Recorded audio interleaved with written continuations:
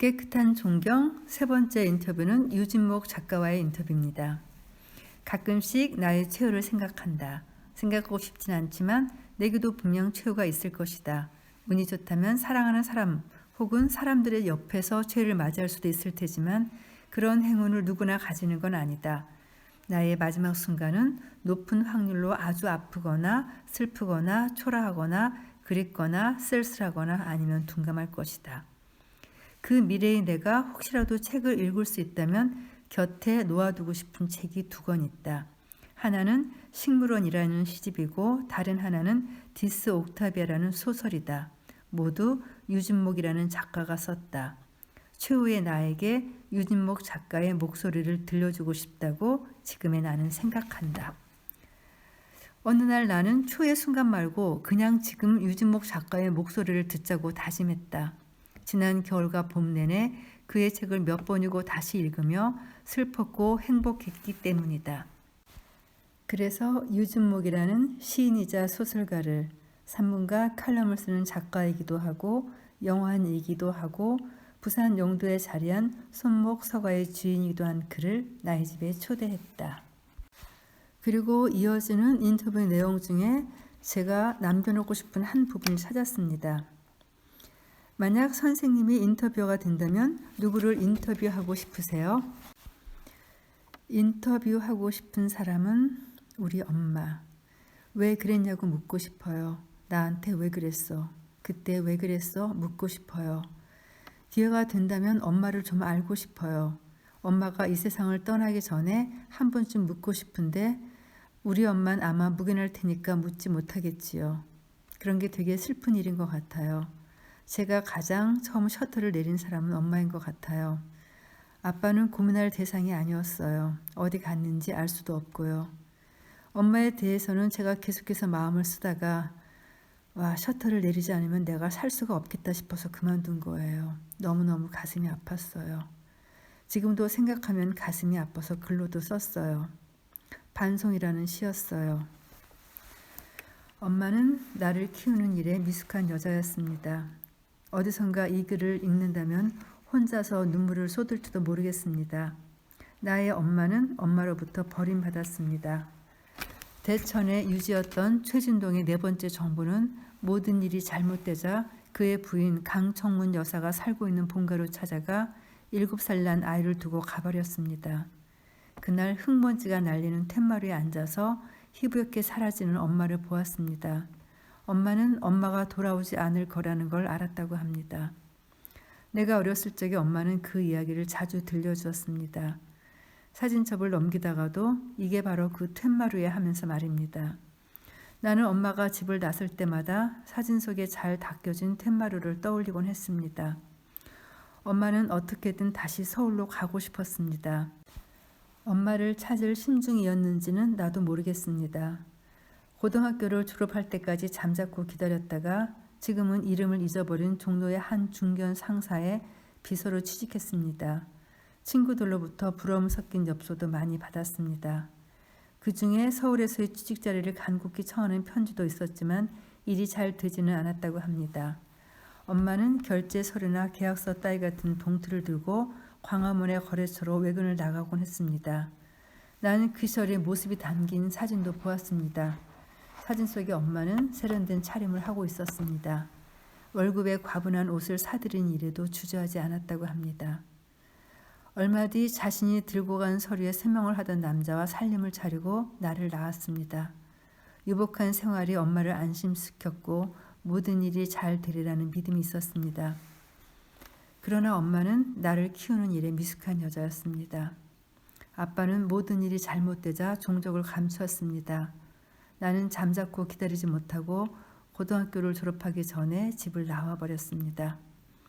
그 시절 이야기는 하지 않으려고 합니다. 어릴 때는 사소한 일에도 많이 놓여왔는데 이제는 그렇지 않습니다.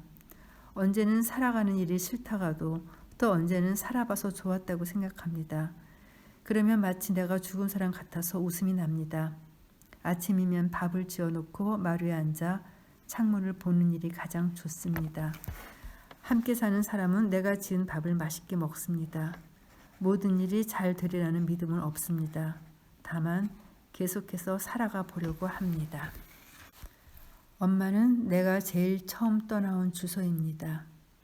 나는 잘 지내고 있습니다. 엄마에 대해 알고 싶은 심정으로 재구성을 해보았어요. 제가 알고 있는 사실들을 가지고요. 이런 것을 혼자 기억하며 썼어요. 그 후 시집이 나와서 낭독회를 하게 됐어요. 읽다가 저도 모르게 울어버렸죠. 사람들 앞에서요. 중간에 나가버렸어요. 나머지는 다른 분들이 이어서 읽어주셨어요. 엄마에게 셔터를 내리긴 했지만 가장 슬픈 존재인 것 같아요. 안 됐어요. 내가 더 잘 살수록 그래요. 지금은 내가 내 마음에 들고 전보다 훨씬 건강하고 많은 사람들 앞에서도 부끄럽지 않잖아요. 엄마는 아마도 그러지 못할 거거든요. 혼자 힘들게 있을 텐데 내가 그걸 어떻게 마주해야 하나 싶어요. 내 글을 읽으면 엄마가 얼마나 상처를 받을까. 하지만 흘러가는 삶을 제가 다 통제할 수가 없어요. 이제는 엄마가 어디에 있는지 잘 모르겠어요. 물리적인 공간이 아니라 그 사람의 정신과 마음이 어디에 있는지 점점 모르겠는 거예요. 제 삶이 나아지면 다시 만나야지 생각했는데 오히려 너무 행복하니까 만날 수가 없어요. 그래서 지금은 엄마가 안 죽었으면 좋겠어요. 이 상태를 유지하기 위해서. 그래서 엄마를 인터뷰해보면 좋겠다는 생각이 들어요. 엄마는 저에게 사랑하면서 사는 법을 반대로 알려준 사람이고 사랑을 깨우치게 해준 1등 공신이기도 해요. 엄마는 같이 있으면 너무 불편한 사람이었어요. 끊임없이 죄책감을 심어줬고요. 제가 집을 뛰쳐나올 정도로. 그래서 원칙이 생겼어요. 내가 만약 사랑하는 사람과 같이 살게 된다면 함께 집에 있는 것이 불편하지 않게 하자. 한 집에 있기 좋은 사람이 되는 것, 남의 좋음을 나도 좋아하는 사람이 되는 것, 혼자서도 잘 있는 사람이 되는 것, 스스로의 보호자가 되는 것, 그러다 혼자가 아닌 사람이 되는 것, 사랑하는 이의 이름을 망설임 없이 부르는 것, 노브라로 무대에 서는 것, 미래의 내 눈으로 지금의 나를 보는 것, 닮고 싶은 사람들의 모습을 따라 밥을 먹는 것, 사랑 속에서 아무에게도 설명할 필요가 없는 낮과 밤을 보내는 것, 기쁨과 슬픔이 하나라는 것을 알게 되는 것, 셔터를 내리는 것, 떠나는 것, 불행한 시간에 굴복하지 않는 것, 때로는 삶에 대해 입을 다물며 그저 계속 살아가는 것, 울다가 웃는 것. 이런 성취들을 나는 작은 전지전능이라고 부르고 싶다. 유진목 선생님의 힘을 빌려 나도 나를 위한 신이 되어간다. 이 인터뷰는 처음엔 좀 재미가 없었어요. 그런데 마지막에 엄마에 대한 내용을 보는데 왜 이렇게 마음이 찡하고 짠하고 그리고 오래오래 남기고 싶은지. 그래서 저는 이 인터뷰의 마지막 내용을 전문을 다 이렇게 음성으로 남겨놓습니다. 나중에 또 들으려고요. 그리고 이어서 마지막 인터뷰, 김원영에 대한 인터뷰를 이어가겠습니다. 이번 여름 나는 아주 긴 제목의 연극을 봤다. 연극의 제목은 사랑 및 우정에서의 차별 금지 및 권리 구제에 관한 법률이었다. 한 명뿐인 배우의 모습이 어둠 속에서 나타났다. 그는 휠체어를 굴리거나 오르내리거나 바닥을 기거나 춤을 추며 1시간 동안 무대를 휩쓸었다. 처음엔 우람한 상체가 보였다. 그 다음엔 상체에 비해 가느다란 다리가 보였다. 멋지고 강인한 턱이 보였다. 팔이 커다랗게 움직이는 모양이 보였다. 미세한 손끝이 보였다. 노련한 손글로 굴려지는 휠체어 바퀴가 보였다. 그러다 어느새부턴가 두 눈밖에 안 보였다. 너무나도 형령한 눈빛이었다. 이 강렬한 연극의 주인공은 김원영이다. 그의 직업은 변호사인데 나는 변호사로서의 김원영보다도 작가로서의 김원영에 대해 자세히 탐구하고 싶었다. 그는 골형성 부전증으로 휠체어를 타는 장애인이다. 2권의 아름다운 책을 낸 저자이고 배우이다. 그의 글과 말과 춤에서 나는 사랑과 우정에 대한 치열하고 오래된 고민을 본다. 그가 우아함과 아름다움과 노련함과 유머를 어떻게 갈고 닦았는지도 본다. 그의 책 실격 당한 자들을 위한 변론 한 페이지를 소개해 보겠다. 그러나 우리는 또 하나의 진실을 알고 있다. 장애나 질병을 가져서 혹은 못생겼다는 이유로 한 아이의 선동에 따라 10명의 아이들이 우리의 모험을 희화하는 돌림 노래를 부를 때 그 가운데서 찌밭거리는 한 아이의 모습을 본 적이 있지 않은가. 만약 그 아이가 용기 넘치는 아이라면 야 너네 그러지 마 라고 외칠 것이다. 그리고 용감하지 못한 평범한 아이라면 놀이터에 어둑어둑 그늘이 들 무렵 돌림 노래의 마지막 적이 멀어져 갈 때까지 집으로 돌아가지 못할 것이다. 그리고 마침내 노래의 끝자락에 사라지면 아이는 눈치를 보며 다가올 것이다. 쟤네들 도대체 뭐냐 짜증난다. 눈을 내리깐 채 아이들의 돌림 노래와 자신은 아무런 상관이 없다는 듯 흙으로 덮인 바닥에 알아볼 수 없는 그림을 그리던 아이는 그 순간 타인이 존재하는 세계와 닿는다. 김원영의 또 다른 책 희망 대신 욕망에서는 미물에 대한 이야기가 있다. 고등학생일 때 친구 중 한 명이 미물론이라는 제목의 글을 게시판에 올렸다고 했다. 미세하고 보잘것없는 존재, 즉 미물들을 반에서 골라내고 분류했다고. 저는 장애인이니까 응당 미물로 분류되어야 했죠. 그런데 장애가 깎아먹는 것들을 살짝 보호하는 몇 가지 요소가 있었는데 그중 하나가 나이와 시험 성적이었어요.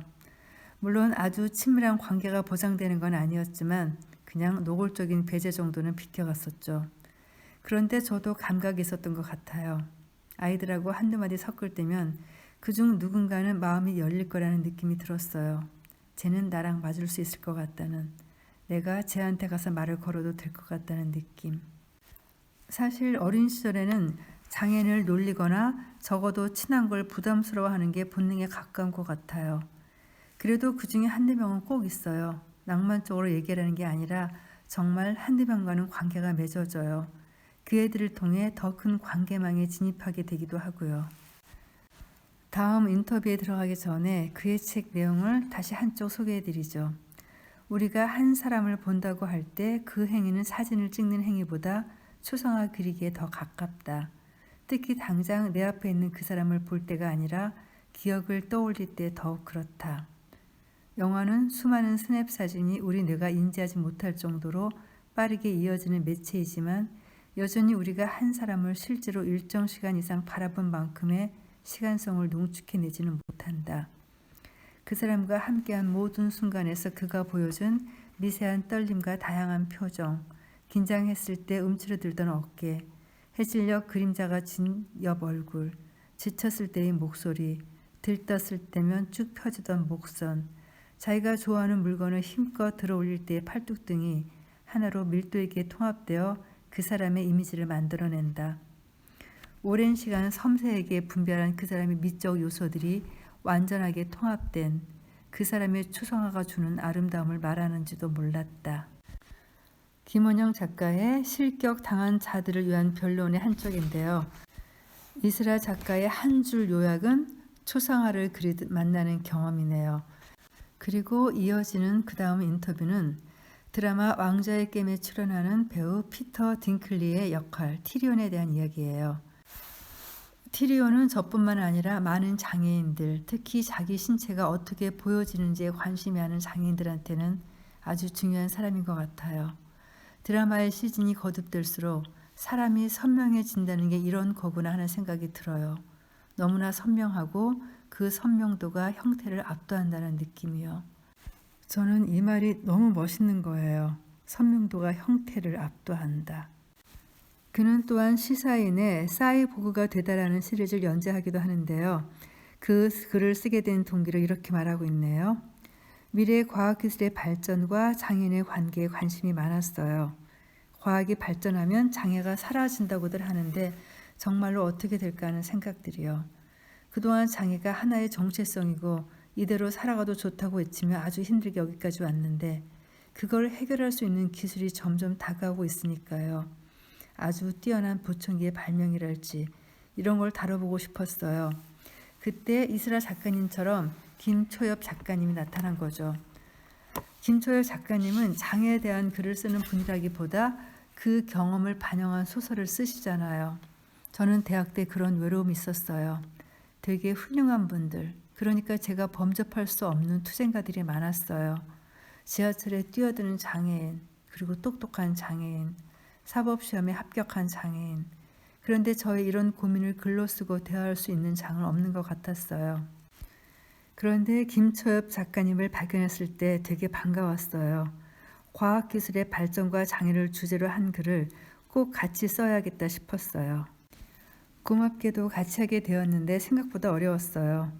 저희가 화두를 던질 수는 있지만 구체적인 쟁점으로 들어가려면 과학기술에 대한 이해가 있어야 하니까요. 그래도 장애인 당사자들이 직접 논의에 뛰어들었다는 점에서 의미가 있는 것 같아요. 이렇게 그는 변호사를 업으로 하면서 글도 쓰고 그리고 춤도 여전히 춥니다. 그러면서 그는 5년 정도 후에 무용팀을 만들어 아시아 지역 시골에 사는 장애인들과 워크숍을 하고 싶다는 계획을 가지고 있습니다.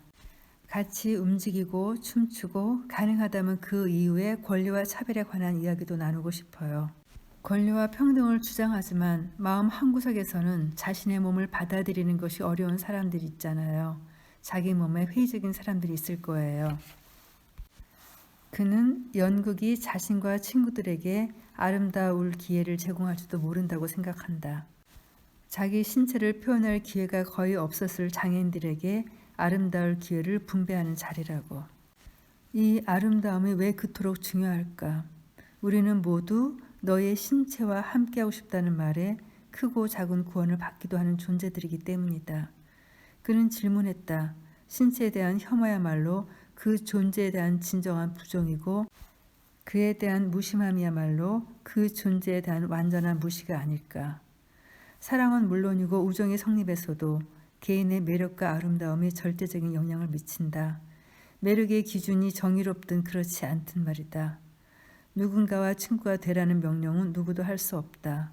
사랑은 말할 것도 없다. 저 사람을 사랑하라는 도덕적 의무를 지우는 건 불가능하다. 그래서 그는 종종 무대에 오른다. 나는 어둠 속에 앉아 숨죽이고 그가 어떻게 움직이는지 본다. 한 사람이 몹시 선명한 존재가 되어가는 시간이다. 말과 글뿐 아니라 춤과 몸짓과 표정으로 그는 내 앞에서 아름다움을 전개하고 있다. 형태를 압도하는 선명함이 있는 사람이 더 아름답다는 그런 것을 깨우치게 하는 인터뷰였습니다. 이 책을 읽고 나니 이슬아라는 작가를 통해서 좋은 친구 4명을 소개받는 기분이네요. 그리고 이제 그들의 책도 궁금해졌습니다. 시간 나는 대로 한 권 한 권 찾아가 볼 생각입니다. 녹음 들어주셔서 감사합니다.